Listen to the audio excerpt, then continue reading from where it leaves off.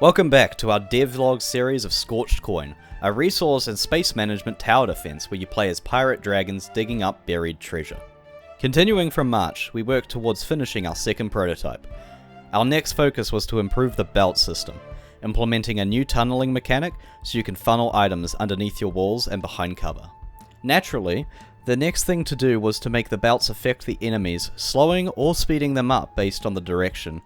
And with tunnels, we introduce our next enemy, who can safely travel past your defenses unharmed, utilizing your underground network against you. Following our current progress, it wasn't long before we had our third enemy, the tankard, as well as some animated prototype enemies. As we started to move into April, we began work on a new main menu, starting with our level selection. As we entered April, we continued to work on polishing the game. Several improvements to the enemy pathing were made, as well as implementing new dragon models that can use inverse kinematics to look and track enemies. We developed the level selector further before returning back to the game, improving the user interface, sounds, balancing, and adding a fun debug menu.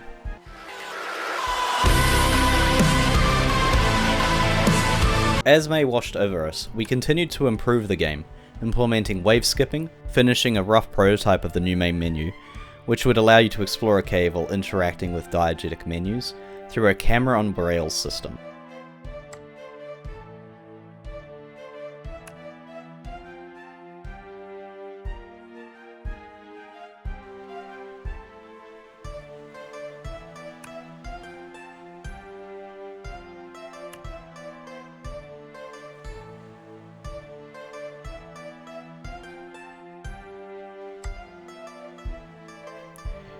We quickly outgrew our humble cube shack cave, and built up a much more promising cove, featuring many more improvements, like a slightly better sand texture. Before we knew it, we had been thrust into June. Most of the work done during this time was art related, and as such we improved the fireball effect from the ground up, added some new props to the cove, and changed out one of our prototype dragons with a better one.